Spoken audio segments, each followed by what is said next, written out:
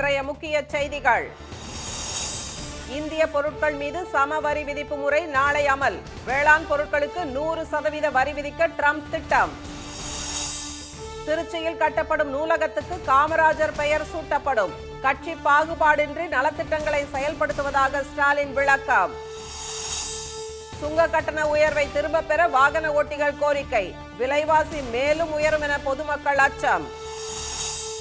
நிலநடுக்கத்தால் உருக்குலைந்த மியான்மருக்கு மனிதாபிமான உதவி. போர்க்கப்பலில் 440 டன் உணவுப் பொருட்களை அனுப்பியது இந்தியா.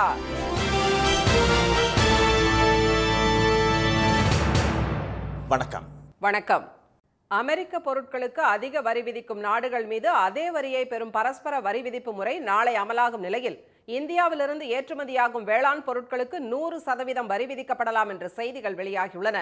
அமெரிக்க அதிபராக 2வது முறை பொறுப்பேற்ற ட்ரம்ப் தங்கள் நாட்டின் பொருட்களுக்கு இந்தியா, சீனா, கனடா, பிரேசில், தென்கொரியா உள்ளிட்ட பல்வேறு நாடுகள் அதிக அளவில் வரி விதிப்பதாக குற்றம் சாட்டினார். இதுகுறித்து நாடாளுமன்ற கூட்டத்தில் பேசிய அவர், இந்த நாடுகள் மீது அவை வசூலிக்கும் அதே வரியை விதிக்கும் பரஸ்பர வரி விதிப்பு முறை ஏப்ரல் 2ஆம் தேதியிலிருந்து அமலுக்கு வரும் என அறிவித்தார். இதையடுத்து இந்தியாவுக்கு இறக்குமதி செய்யப்படும் ஹார்லி டேவிட்சன் பைக், மதுபானம் உள்ளிட்ட சில பொருட்களின் மீதான வரியை மத்திய அரசு குறைத்தது. இந்திய வர்த்தகத்துறை அமைச்சர் திரு பியூஷ் கோயல் தலைமையிலான குழுவினர் அமெரிக்காவில் அதிகாரிகளுடன் பேச்சுவார்த்தை நடத்தி வந்தனர். இந்நிலையில் வாஷிங்டனில் செய்தியாளர்களிடம் பேசிய ட்ரம்ப், மாபெரும் வரி விதிப்பிலிருந்து அமெரிக்கா நாளை விடுதலை பெறப்போவதாக கூறினார். அமெரிக்காவிடம் உதவி பெற்ற எந்த நாடும் அமெரிக்காவுக்கு உதவவில்லை என்று குற்றம் சாட்டிய அவர், அடுத்த 2 நாட்கள் வெளியாக இருக்கும் அறிவிப்புகள் அமெரிக்க மக்களை நிச்சயம் கவரும் என்றார். ட்ரம்ப் நிர்வாகம் நாளை அமல்படுத்தும் பரஸ்பர வரி விதிப்பின்படி இந்தியாவிலிருந்து இறக்குமதி செய்யப்படும் வேளாண் பொருட்கள் மீது 100% வரி விதிக்கப்பட வாய்ப்பிருப்பதாக வெள்ளை மாளிகை செய்தி தொடர்பாளர் கரோலின் லீவிட் செய்தியாளர்களிடம் கூறினார். அமெரிக்க வேளாண் பொருட்களுக்கு இந்தியா தற்போது 100% வரி விதித்து வருவதை சுட்டிக்காட்டிய அவர், அமெரிக்காவிலிருந்து இறக்குமதியாகும் பால் பொருட்களுக்கு ஐரோப்பிய ஒன்றியம் 50%, கனடாவுக்கு செல்லும் வெண்ணெய் மற்றும் பாலாடை கட்டிக்கு அந்நாடு 300% வரி பெற்று வருவதாக கூறினார். அமெரிக்காவிலிருந்து செல்லும் அரிசிக்கு ஜப்பான் 700% வரி வசூலிப்பதாகவும் கரோலின் தெரிவித்தார். இதனிடையே இந்தியா மீது ட்ரம்ப் அறிவித்துள்ள பரஸ்பர வரி விதிப்பு முறை தள்ளி போகலாம் என்றும், இரு தரப்புக்கும் இடையே இந்த வார இறுதியில் டெல்லியில் பேச்சுவார்த்தை நடைபெறலாம் என்றும் செய்திகள் வெளியாகியுள்ளன. திருச்சியில் கட்டப்பட்டு வரும் நூலகத்திற்கு காமராஜர் பெயர் சூட்டப்படும் என முதலமைச்சர் திரு மு.க. ஸ்டாலின் அறிவித்துள்ளார். தமிழக சட்டப்பேரவையில் நெடுஞ்சாலை மற்றும் பொதுப்பணித்துறை மானிய கோரிக்கை மீதான விவாதத்தில் பேசிய கும்பகோணம் தொகுதி சட்டமன்ற உறுப்பினர் திரு அன்பழகன், திருச்சியில் அமைய உள்ள நூலகத்திற்கு கலைஞர் பெயர் சூட்டப்படும் என்று கொள்கை விளக்க குறிப்பில் உள்ளதாக தெரிவித்தார். அதற்கு பதிலளித்த திரு ஸ்டாலின், திராவிட மாடல் ஆட்சியில் உருவாக்கப்பட்டுள்ள நூல் நிலையங்களுக்கு மாபெரும் தலைவர்களுடைய பெயர்கள் சூட்டப்பட்டு வருவதாக கூறினார். சென்னை கோட்டூர்புரத்தில் கலைஞரால் கட்டப்பட்ட நூலகத்திற்கு அண்ணா நூற்றாண்டு நூலகம் என பெயர் சூட்டப்பட்டுள்ளதாகவும், மதுரையில் கலைஞரின் பெயரால் நூலகம் அமைக்கப்பட்டுள்ளதாகவும் அவர் தெரிவித்தார். கோவையில் பெரியார் பெயரில் அமைய உள்ள நூலகம் மற்றும் திருச்சியில் கலைஞர் பெயரில் அறிவிக்கப்பட்ட நூலக பணிகள் வேகமாக நடைபெற்று வருவதாக கூறிய அவர், திருச்சியில் அமைய இருக்கக்கூடிய நூலகத்திற்கு காமராஜர் பெயரை சூட்டுவது பொருத்தமாக இருக்கும் என தெரிவித்தார். தமிழ்நாட்டில் கிராமங்கள் தோறும் பள்ளிகளை தொடங்கி மதிய உணவு அளித்து லட்சக்கணக்கான குடும்பங்களின் கல்விக் கண்களை திறந்து தமிழ்நாட்டின் கல்வி புரட்சிக்கும் எதிர்கால வளர்ச்சிக்கும் வித்திட்ட பெருந்தலைவர் காமராஜர் பெயரை சூட்டுவது பொருத்தமாக இருக்கும் என்று கருதி திருச்சியிலே கட்டப்பட்டு வரும் நூலகத்திற்கு பெயர் சூட்டுவதற்கான அரசாணையை மாண்புமிகு பள்ளிக்கல்வித்துறை அமைச்சர் மூலமாக வெளியிட வேண்டும் என்று முதலமைச்சர் முறையில் நான் கேட்டு அமைகிறேன். முன்னதாக உங்கள் தொகுதியில் முதலமைச்சர் திட்டத்தின் கீழ் வழங்கப்பட்ட கோரிக்கை மனுக்கள் நிறைவேற்றப்படவில்லை என்று அதிமுக உறுப்பினர் திண்டுக்கல் திரு சீனிவாசன் கூறிய குற்றச்சாட்டுக்கு பதிலளித்த பொதுப்பணித்துறை அமைச்சர் திரு ஏவா வேலு, உங்கள் தொகுதியில் முதலமைச்சர் திட்டம் கட்சி பாகுபாடின்றி நடைபெறுவதாகவும், உறுப்பினர்கள் வழங்கிய கோரிக்கையில் சாத்தியக்கூறு இல்லாத பணிகளுக்கு மாற்றாக வேறு பணிகளை வழங்கினால் அதனை செய்து கொடுக்க அரசு தயாராக உள்ளதாகவும் கூறினார். அதனைத் தொடர்ந்து பேசிய எதிர்க்கட்சித் தலைவர் எடப்பாடி திரு பழனிசாமி, மக்கள் சார்ந்த பிரச்சனைகளைத்தான் உறுப்பினர்கள் கோரிக்கையாக வழங்குவதாகவும், ஆனால் அதிக நிதி செலவாகும் திட்டங்கள் என்று கூறி அவை நிராகரிக்கப்படுவதாகவும் கூறினார். தம்முடைய தொகுதியில் 10 திட்டங்களை வழங்கியதில் 2 மட்டுமே நிறைவேற்றப்பட்டுள்ளதாக அவர் தெரிவித்தார். அப்போது குறுக்கிட்டு பேசிய முதலமைச்சர், உங்கள் தொகுதியில் முதலமைச்சர் திட்டப்பணிகளை 2 மாதத்திற்கு ஒருமுறை தாமே ஆய்வு செய்வதாக கூறினார். கட்சி பாகுபாடின்றி நலத்திட்டங்களை செயல்படுத்தி வருவதாக கூறிய அவர், ஒவ்வொரு உறுப்பினரும் 10 கோரிக்கைகளை வழங்க வேண்டும் என்றும் கேட்டுக்கொண்டார். சாத்தியப்படக்கூடிய திட்டங்களை தான் நிறைவேற்ற முடியும் என்ற நிலையில் தான் இந்த பணியை நிறைவேற்றிக் கொண்டிருக்கிறோம். பள்ளிக்கூட கட்டிடத்தை பற்றி சொன்னார்கள் எதிர்க்கட்சி தலைவர்கள். அது அந்த துறையின் சார்பில் நிறைவேற்றப்படுகிறது. எனவே அந்த அடிப்படையில் தான் இதெல்லாம் நிறைவேற்றப்படுகிறது. எந்த கட்சி பாகுபாடு நிறைவேற்றப்படுகிறது. அதிமுக உறுப்பினர் திரு விஜயபாஸ்கர் எந்த கோரிக்கையுமே வழங்காத நிலையில் மீண்டும் வலியுறுத்தி அவரிடம் கோரிக்கை மனுக்களை பெற்று உரிய நடவடிக்கை எடுக்கப்பட்டு வருவதாகவும் திரு ஸ்டாலின் கூறினார். சுங்கச்சாவடி கட்டணங்கள் உயர்வால் விலைவாசி மேலும் அதிகரிக்கும் ஆபத்து ஏற்பட்டிருப்பதாக பொதுமக்கள் அச்சம் தெரிவித்துள்ளனர். தமிழ்நாட்டில் 5000 கிலோமீட்டர் தொலைவு செல்லும் தேசிய நெடுஞ்சாலையில் 78 சுங்கச்சாவடிகள் இயங்கி வருகின்றன. அவற்றில் ஆண்டுக்கு ஒருமுறை 5 முதல் 10% வரை கட்டணங்கள் உயர்த்தப்பட்டு வருகின்றன. தேசிய நெடுஞ்சாலைகள் ஆணைய ஒப்பந்தங்களின்படி 1992ஆம் ஆண்டில் உருவாக்கப்பட்ட சாலைகளுக்கு ஏப்ரல் மாதமும் 2008ஆம் ஆண்டில் உருவாக்கப்பட்ட சாலைகளில் உள்ள சுங்கச்சாவடிகளுக்கு செப்டம்பர் மாதமும் கட்டண உயர்வு அமலாகிறது. இந்நிலையில் தமிழ்நாட்டில் உள்ள 40 சுங்கச்சாவடிகளுக்கு இன்று முதல் கட்டண உயர்வு அமலானது. செங்கல்பட்டு அடுத்த பரனூர் சுங்கச்சாவடியில் கார்களுக்கு 70 ரூபாயிலிருந்து 75 ரூபாயாகவும், இலகுரக வாகனங்களுக்கு 115 ரூபாயிலிருந்து 120 ரூபாயாகவும், பேருந்து மற்றும் லாரிகளுக்கு 245 ரூபாயிலிருந்து 255 ரூபாயாகவும் கட்டணம் உயர்த்தப்பட்டுள்ளது. திண்டிவனம், ஸ்ரீபெரும்புதூர், மதுரை, திருமங்கலம், புதுக்கோட்டை, திருச்சி, தூத்துக்குடி, வாகைக்குளம், நாங்குநேரி, வாணியம்பாடி, சூரப்பட்டு, திருப்பாச்சேத்தி உள்பட தமிழ்நாடு முழுவதும் உள்ள சுங்கச்சாவடிகளில் 5 ரூபாய் முதல் 30 ரூபாய் வரை கட்டணம் உயர்த்தப்பட்டதால் வாகன ஓட்டிகள் அதிர்ச்சி அடைந்துள்ளனர். இதனால் தங்கள் வாழ்வாதாரம் பாதிக்கப்பட்டிருப்பதாகவும் அத்தியாவசிய பொருட்களின் விலைகள் உயரும் அபாயம் ஏற்படும் என்றும் அவர்கள் தெரிவித்தனர். ஏற்கனவே டீசல் விலையெல்லாம் ஏறி போயிருக்கு. இப்போ டோல்கேட்டும் விலை ஏற்றிட்டே போயிட்டே இருக்காங்க. இதனால் பார்த்தீங்கன்னாக்கா அந்த காய்கறி, பால் எல்லா விலையும் ஏறும். இதனால் பப்ளிக் ரொம்ப பாதிப்படைவாங்க. முத ஆரம்பிக்கும் போது 55 ரூபா இருந்துச்சு. இன்னைக்கு 105 ரூபா, 95 ரூபா, ஒவ்வொரு வண்டிக்கு ஒவ்வொரு மாதிரி வாங்குறாங்க. இதனால எங்கள் வாழ்வாதாரம் ரொம்ப பாதிக்கப்படுது. ஒரு சிங்கிளுக்கு போயிட்டு வந்தால் 25 ரூபா ஏறி இருக்கு. அது 25 ரூபா ஏறினது மத்திய அரசுக்கு பார்த்தீங்கன்னா அது வரி, சேவை வரி எல்லாமே பொதுமக்கள் மேலே தான் திணிக்கிறாங்க. பொதுமக்களுக்கு எந்த ஒரு சலுகையும் மத்திய அரசாங்கம் கொடுக்கல. சுங்க கட்டண உயர்வு சட்டப்பேரவையிலும் எதிரொலித்தது. பொதுப்பணித்துறை மற்றும் நெடுஞ்சாலைகள் துறை மானிய கோரிக்கை மீதான விவாதத்தில் பதிலளித்த அமைச்சர் திரு ஏவா வேலு, தமிழ்நாட்டில் 77 சுங்கச்சாவடிகள் மத்திய அரசின் கட்டுப்பாட்டில் உள்ளதாக கூறினார். அவற்றில் 13 சுங்கச்சாவடிகள் காலாவதியான பிறகும் கட்டணம் வசூலிக்கப்படுவதாக கூறிய அவர், அது பற்றி மத்திய அரசுக்கு சுட்டிக்காட்டி கடிதம் எழுதியதற்கு சுங்க விதிகளில் மாற்றம் செய்துள்ளதால் அவற்றில் வழக்கம் போல் கட்டணம் வசூலிக்கப்படும் என்று கூறிவிட்டதாக தெரிவித்தார். என்றாலும் அனைத்து சுங்கச்சாவடிகளிலும் கட்டணத்தை குறைக்க மத்திய அரசை தமிழக அரசு தொடர்ந்து வலியுறுத்தி வருவதாக அமைச்சர் திரு வேலு கூறினார். நிலநடுக்கத்தால் உருகுலைந்துள்ள மியான்மருக்கு 442 டன் உணவுப் பொருட்களை இந்தியா அனுப்பி வைத்துள்ளது. அந்நாட்டில் கடந்த வெள்ளிக்கிழமை ரிக்டர் அளவில் 7.7 பதிவான பயங்கர நிலநடுக்கத்தால் மாண்ட்லே மற்றும் சகாயிங் நகரங்களில் பலத்த சேதம் ஏற்பட்டுள்ளது. அடுக்குமாடி குடியிருப்புகள், அரசு அலுவலகங்கள், மருத்துவமனைகள் உள்ளிட்டவை தரைமட்டமாகின. நிலநடுக்கத்திற்கு இதுவரை 2719 பேர் பலியாகி உள்ளதாகவும் 4521 பேர் படுகாயம் அடைந்துள்ளதாகவும் அந்நாட்டு அரசு தெரிவித்துள்ளது. இடிபாடுகளில் சிக்கியுள்ளவர்களை மீட்கும் பணியில் இந்தியா, ரஷ்யா, சீனா உள்ளிட்ட நாடுகளின் மீட்பு படையினர் ஈடுபட்டுள்ளனர். பார்க்கும் இடமெல்லாம் கட்டட குவியல்களாக கிடக்கும் நிலையில் நிலநடுக்கத்தின் வீரியத்தையும் சேத விவரங்களையும் அறிவதற்கு இந்திய விண்வெளி ஆராய்ச்சி நிறுவனமான இஸ்ரோவின் கார்டோசாட் 3 எடுத்துள்ள துல்லியமான புகைப்படங்கள் உதவிகரமாக உள்ளன.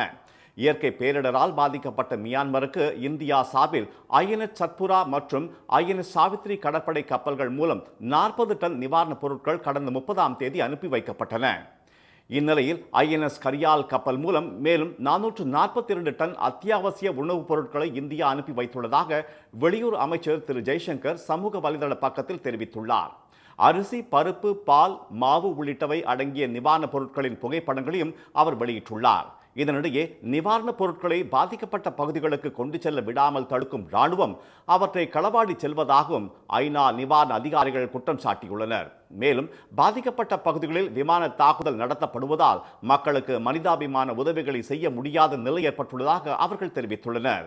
நிலநடுக்கத்தால் பாதிக்கப்பட்ட இரு பகுதிகளும் இராணுவத்திற்கு எதிரான போராளிகளின் கட்டுப்பாட்டில் உள்ளது குறிப்பிடத்தக்கது. தங்கம் விலை இன்று இதுவரை இல்லாத அளவுக்கு புதிய உச்சம் தொட்டுள்ளது. சர்வதேச பொருளாதார நிலவரத்திற்கேற்ப இந்தியாவில் விலையில் ஏற்ற இறக்கத்துடன் தங்கம் விற்பனையாகி வருகிறது. கடந்த மாதம் 25ஆம் தேதி 65,480 ரூபாய்க்கு விற்பனையான தங்கம் வாரத்தின் முதல் நாளான நேற்று காலை சவரனுக்கு 520 ரூபாய் உயர்ந்து 67,400 என்ற புதிய உச்சத்தை தொட்டது. இதைத் தொடர்ந்து நேற்று மாலையே மேலும் 200 ரூபாய் உயர்ந்ததால் ஒரு சவரன் 67,600 என்ற மற்றொரு உச்சத்தை எட்டியது. இந்நிலையில் சென்னையில் இன்று ஆபரண தங்கம் சவரனுக்கு 480 ரூபாய் அதிகரித்து சவரன் 68,080 ரூபாயாகவும் 1 கிராம் 8,510 ரூபாயாகவும் உள்ளது. வெள்ளி விலை கிராமுக்கு 1 ரூபாய் அதிகரித்து கிராம் 113 ரூபாயாகவும் உள்ளது. கடந்த 6 நாட்களில் தங்கம் விலை சவரனுக்கு 2,520 ரூபாய் உயர்ந்துள்ளது. தங்கத்தின் விலை தொடர்ந்து அதிகரித்து வருவது கவலை அளிப்பதாக இல்லத்தரசிகள் தெரிவித்தனர். தங்கத்தோட விலை வந்து நாளுக்கு நாள் கூடிட்டே தான் இருக்குது. சாதாரண மக்கள் எல்லாம் நினைச்ச முடி பார்க்காத அளவுக்கு ரேட் ஏறிட்டே தான் இருக்கு. ஆடம்பரத்துக்காக போய் ஆசைப்பட்டது எதுவுமே இப்பெல்லாம் வாங்க முடியறது இல்லை. அத்தியாவசியத்துக்காக ஒரு வீட்டு விசேஷத்துக்கு பெண் குழந்தைகளுக்காக அத்தியாவசியமா வாங்க வேண்டியது இருக்கு. ஒரு 5 பவுன் வாங்கலாம், 10 பவுன் வாங்கலாங்கிற இடத்துல 1 பவுன் 2 பவுன் ரொம்ப கஷ்டப்பட்டு தான் வாங்க வேண்டியதா இருக்குங்க. கடந்த 3 மாதங்களில் மட்டும் ஆபரண தங்கம் விலை சவரனுக்கு 10,880 ரூபாய் அதிகரித்துள்ளது. 2025ஆம் ஆண்டு ஜனவரி 1ஆம் தேதி 57,200 ரூபாயாக இருந்த ஒரு சவரன் தங்கம் விலை மெல்ல மெல்ல அதிகரித்து பிப்ரவரி 1ஆம் தேதி 62,320 ரூபாயை எட்டியது. மார்ச் 1ஆம் தேதி சவரன் 63,520 ரூபாயாக உயர்ந்த தங்கம் விலை ஏப்ரல் 1ஆம் தேதியான இன்று 68,080 ரூபாய்க்கு விற்பனையாகிறது. இதனிடையே இன்று பங்குச்சந்தை கடும் வீழ்ச்சி அடைந்திருப்பது முதலீட்டாளர்களுக்கு அதிர்ச்சியை ஏற்படுத்தியுள்ளது. அமெரிக்க அதிபர் ட்ரம்ப் பரஸ்பர வரி விதிப்பு முறை நாளை முதல் அமலுக்கு வரும் என்று அறிவித்திருப்பதன் எதிரொலியாக பங்குச்சந்தைகள் வீழ்ச்சி அடைந்தன. மும்பை பங்குச்சந்தை குறியீட்டின் சென்செக்ஸ் 1,390 புள்ளிகள் சரிந்து 76,024 புள்ளிகளாக இருந்தது.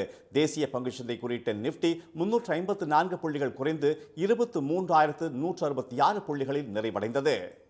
கோடை வாசஸ்தலங்களான நீலகிரி மற்றும் கொடைக்கானலுக்கு வாகனங்கள் செல்வதற்கான கட்டுப்பாடுகள் அமலுக்கு வந்துள்ளன.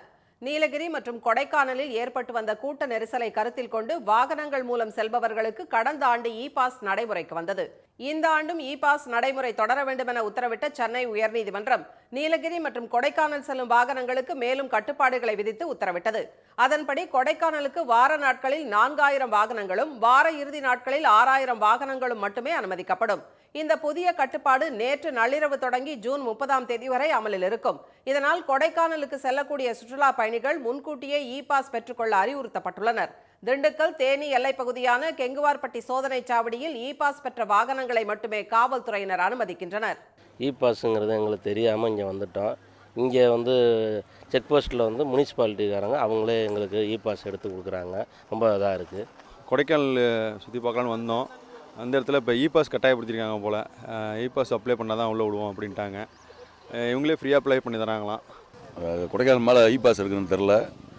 ஆனால் இங்கே அவங்க நகராட்சி சார்பாக இ பாஸு உடனே ரெடி பண்ணி தராங்க. வண்டி நம்பரு நம்ம மொபைல் நம்பர் மட்டும் சொன்னால் போதும், உடனே நம்ம செல்லிலே ஆப் ஏற்றி டவுன்லோட் பண்ணி கொடுத்துருவாங்க. ரொம்ப வசதியாக இருக்குது. உதகை, குன்னூர், கோத்தகிரி செல்லும் சுற்றுலா பயணிகள் இ பாஸ் எடுத்துள்ளனரா என்று நீலகிரி மாவட்ட எல்லைகளில் உள்ள கல்லாறு, குஞ்சப்பனை, கக்கநல்லா, தொரப்பள்ளி, நாடுகாணி, சோலாடி, தாளூர், நம்பியார்குன்னு, பாட்டவயல், முள்ளி உள்ளிட்ட 15 சோதனை சாவடிகளிலும் அதிகாரிகள் சோதனை நடத்தி வருகின்றனர். நீலகிரி மாவட்டத்துக்கு வார நாட்களில் 6,000 வாகனங்களும் வார இறுதி நாட்களில் 8,000 வாகனங்களும் அனுமதிக்கப்படும் என அறிவிக்கப்பட்டுள்ளது. நீலகிரி மாவட்ட பதிவு எண் கொண்ட வாகனங்கள், ஆம்புலன்ஸ், சரக்கு வாகனங்களுக்கு இ பாஸ் தேவையில்லை என்றும் மாவட்ட நிர்வாகம் அறிவித்துள்ளது. இனி வருவது செய்தித் துளிகள். நாடாளுமன்றத்தில் திருத்தப்பட்ட வக்ஃபு வாரிய மசோதா நாளை நண்பகல் தாக்கல் செய்யப்படவுள்ள நிலையில் விவாதத்தில் குறைவான நேரம் வழங்கப்படுவதாக கூறி அலுவல் ஆய்வுக்குழு கூட்டத்தில் இருந்து திமுக உள்ளிட்ட எதிர்க்கட்சிகள் வெளிநடப்பு செய்தன. மக்களவைத் தலைவர் திரு ஓம் பிர்லா இன்று நடத்திய அலுவல் ஆய்வுக்குழு கூட்டத்தில் மசோதா மீது 12 மணி நேரம் விவாதம் நடத்த முடிவு செய்யப்பட்டது. அதே நேரம் விவாதத்தில் எதிர்க்கட்சிகளுக்கு குறைவான நேரம் மட்டுமே ஒதுக்கீடு செய்யப்பட்டிருப்பதற்கு எதிர்ப்பு தெரிவித்து திமுக எம்பி திரு தயாநிதி மாறன், காங்கிரசின் திரு கொடிக்குன்னில் சுரேஷ், திரிணாமுல் காங்கிரஸ் எம்பி திரு கல்யாண் பானர்ஜி, தேசியவாத காங்கிரசின் திருமதி சுப்ரியா சுலே உள்ளிட்டோர் வெளிநடப்பு செய்தனர். பெண்கள் பெயரில் சொத்து வாங்கினால் பத்திரப்பதிவில் 1% கட்டண சலுகை இன்று அமலுக்கு வந்துள்ளது. 10 லட்சம் ரூபாய் வரை மதிப்புள்ள சொத்துக்கள் வாங்கும் போது பெண்கள் பெயரில் பதிவு செய்தால் 1% கட்டணம் குறைக்கப்படும் என்று பட்ஜெட் தாக்கலின் போது அமைச்சர் திரு தங்கம் தென்னரசு அறிவித்திருந்தார். இதற்கான அரசாணை பிறப்பிக்கப்பட்ட நிலையில் கட்டண சலுகை நடைமுறைக்கு வந்துள்ளது. இதைத் தொடர்ந்து ஆர்வத்துடன் பத்திரப்பதிவு செய்த பெண்கள் கட்டண குறைப்புக்கு வரவேற்பு தெரிவித்தனர். இன்னைக்கு நாங்கள் வந்து பத்திரப்பதிவு இன்னைக்கு பண்ணோங்க. அது வந்து பெண்கள் பேரில் பண்ணால் 1% கம்மின்னு சொன்னாங்க. அதனால இன்னைக்கு என் பேரில் பண்ணியிருக்கிறாங்க. அது ரொம்ப எங்களுக்கு ஹெல்ப்ஃபுல்லாக இருக்குங்க. தமிழக அரசுக்கு ரொம்ப நன்றி. இன்னைக்கு என் பேரில் வந்து பத்திரப்பதிவு பண்ணுறதுக்காக காரியப்பட்டி பத்திர ஆஃபீஸ்க்கு வந்திருக்கேன். இன்னைக்கு தான் வந்து பெண்கள் பேரில் பத்திரப்பதிவு பண்ணால் 1% கம்மியாகும்னு அமல்படுத்தப்பட்டிருக்கு. ஸோ இன்னைக்கு நான் தான் ஃபஸ்ட்டு பண்ணியிருக்கேன். நீலகிரி மாவட்டம் கூடலூர் அருகே உறங்கிக் கொண்டிருந்த 2 பேர் யானையிடம் இருந்து அதிர்ஷ்டவசமாக உயிர் தப்பினர். வனப்பகுதியில் வறட்சி காரணமாக விலங்குகள் ஊருக்குள் வருவதால் கூடலூர் மைசூர் தேசிய நெடுஞ்சாலையில் இரவு 8:30 மணியில் இருந்து காலை 6 மணி வரை வாகனங்கள் செல்ல தடை விதிக்கப்பட்டுள்ளது. எனவே வாகன ஓட்டுநர்கள் தொரப்பள்ளி பகுதியில் சாலை ஓரத்தில் வாகனங்களை நிறுத்தி உறங்குவதை வழக்கமாக கொண்டுள்ளனர். அவ்வாறு உறங்கிக் கொண்டிருந்த 2 இளைஞர்களின் அருகில் வந்து நின்ற ஒரு யானை நீண்ட நேரம் அவர்களையே பார்த்துக் கொண்டு இருந்தது. தூக்கத்திலிருந்து கண் விழித்த இருவரும் அதிர்ச்சி அடைந்து அங்கிருந்து தப்பிச் சென்றனர். 100 நாள் வேலை திட்ட பணியாளர்களுக்கு ஊதிய உயர்வு உள்ளிட்ட கோரிக்கைகளை நிறைவேற்றாத மத்திய அரசை கண்டித்து விருத்தாச்சலம், ஆண்டிப்பட்டி உள்ளிட்ட இடங்களில் தமிழ் மாநில விவசாய தொழிலாளர்கள் சங்கம் சார்பில் ஆர்ப்பாட்டம் நடைபெற்றது. 4 மாத சம்பள பாக்கியை வழங்காத மோடி அரசை கண்டித்து பட்டுக்கோட்டையில் நடைபெற்ற போராட்டத்தில் நூற்றுக்கணக்கான தொழிலாளர்கள் கலந்து கொண்டனர். ராமேஸ்வரத்தில் ஆட்டோ ஓட்டுநர்களின் வேலை நிறுத்தம் காரணமாக சாலைகள் வெறிச்சோடின. ஹைதராபாத் சுற்றுலா பயணிகளுடன் கட்டணம் தொடர்பாக ஏற்பட்ட தகராறை தொடர்ந்து ஆட்டோ ஓட்டுநர்கள் 2 பேர் கைது செய்யப்பட்டனர். இதை கண்டித்து இன்று நடந்த வேலை நிறுத்தம் காரணமாக 1000க்கும் மேற்பட்ட ஆட்டோக்கள் இயக்கப்படவில்லை. இதனால் சுற்றுலா பயணிகள் நடந்தே செல்லும் நிலை ஏற்பட்டுள்ளது. மீண்டும் இன்றைய முக்கிய செய்திகள். பரஸ்பர வரி விதிப்பு முறை நாளை அமலாகும் நிலையில் இந்தியா ஏற்றுமதி செய்யும் வேளாண் பொருட்களுக்கு 100% வரி விதிக்க அமெரிக்க அதிபர் ட்ரம்ப் திட்டமிட்டுள்ளதாக செய்திகள் வெளியாகியுள்ளன. திருச்சியில் கட்டப்பட்டு வரும் நூலகத்திற்கு காமராஜர் பெயர் சூட்டப்படும் என முதலமைச்சர் ஸ்டாலின் அறிவித்துள்ளார். நிலநடுக்கத்தால் உருக்குலைந்துள்ள மியான்மருக்கு 442 டன் உணவுப் பொருட்களை இந்தியா அனுப்பி வைத்துள்ளது. இத்துடன் இந்த செய்திகள் நிறைவடைந்தன. மீண்டும் சன் டிவியில் செய்திகள் காலை 7:30 மணிக்கு. செய்திகளை உடனுக்குடன் தெரிந்து கொள்ள QR கோடை ஸ்கேன் செய்து சன் நியூஸ் வாட்ஸ்அப் சேனலில் இணைந்தீர்கள். வணக்கம். வணக்கம்.